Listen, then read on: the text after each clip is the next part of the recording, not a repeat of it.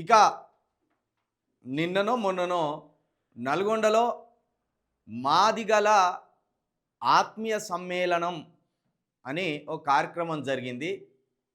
ఆ కార్యక్రమం చూశాక నాకు అర్థమైంది ఏందంటే, బానిసలంతా ఒక చోట చేరి ఆవేదన వెలగక్కున్నట్టున్నదది. ఎందుకు అట్లా అంటున్నానంటే, వర్గీకరణ సఫలం చేసిన యోధుడు మందకృష్ణ మాదిగ గారు.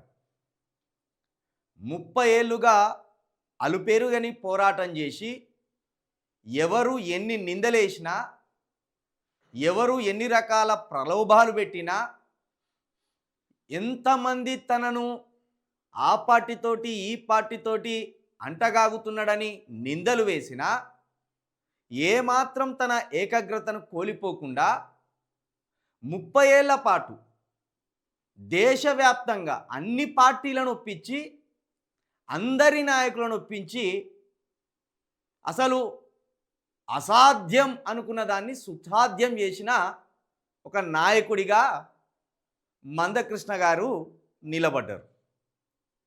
వర్గీకరణ అంశం అనేది పూర్తిగా మందకృష్ణ గారి క్రెడిట్. అయితే వీళ్ళేం చేసిండ్రు? మరి వర్గీకరణ సుప్రీంకోర్టు చేయవలసిందే అని చెప్పింది. మరి ఇక్కడ కాంగ్రెస్ చేయడం లేదు. కానీ ఆ సభను నిర్వహించిన వాళ్ళు ఎవరు? నల్గొండలో కాంగ్రెస్ ఎమ్మెల్యేలు.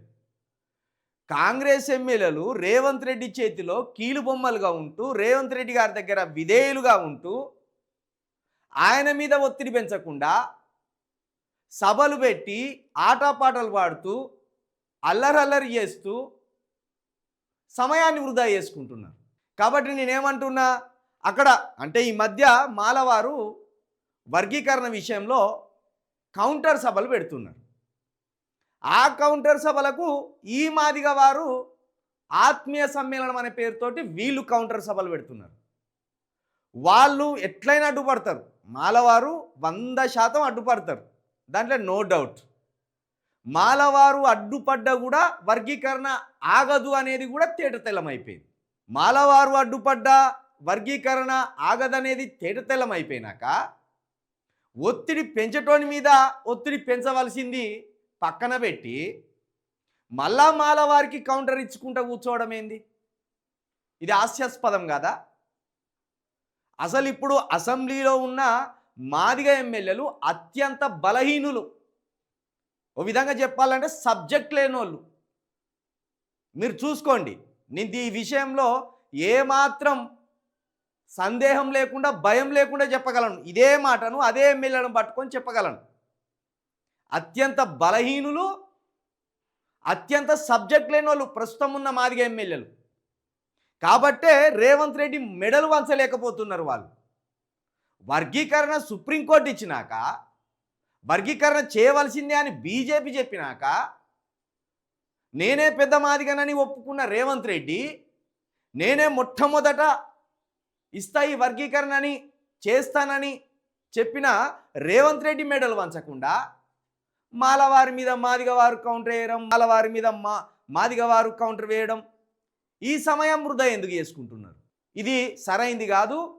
100% మాదిగ ఎమ్మెల్యేలు మీరు మా రిప్రజెంటేటివ్స్, మేము ఓట్లేస్తే మా తరపున రిజర్వ్డ్ స్థానాల నుంచి గెలిచిన వాళ్ళు. ఏదో మిమ్మల్ని చూసి టికెట్లు వేయలే.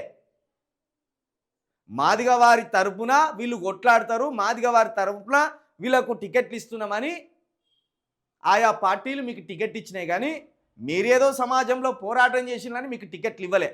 అది స్పష్టంగా అర్థం చేసుకోవాలి.